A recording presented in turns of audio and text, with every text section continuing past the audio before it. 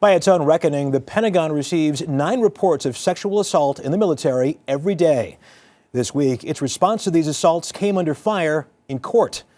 And that's tonight's Weekend Journal, a lawsuit by a group of victims who aim to hold the Pentagon to account. Awareness is pain, and that's definitely the case in this situation. Corey Choka is very aware of the military's problem with sexual assault.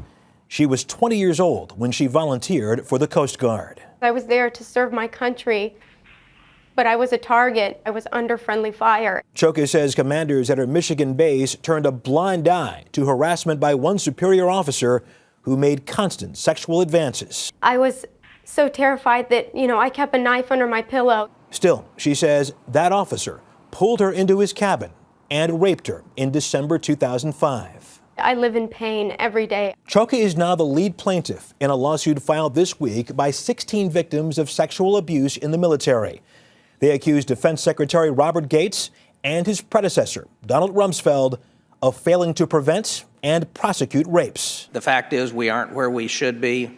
It is a matter of grave concern, and we will keep working at it. The Pentagon established a special office to battle sex crimes in its ranks 6 years ago, yet reported attacks keep going up to 3,200 in 2009, while only 983 reports, or 30%, resulted in disciplinary action. If it happens by the person that's supposed to watch your back when you're in Iraq or Afghanistan, it can be especially disturbing. Kay Whitley, who heads the Pentagon's program, says the court-martial percentage for sexual assaults is up, but her focus is on prevention.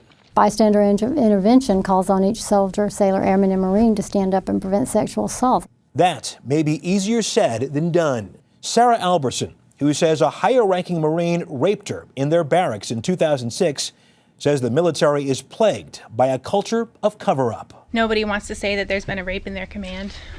Just looks bad on paper. Advocates for victims say the aftermath can be just as painful as the assaults. In various different ways, these women were retaliated against from everything from insults and beatings to being thrown out of the military to being locked in their quarters. Home in Ohio and out of the military, Corey Choka wants the lawsuit to increase accountability and safety.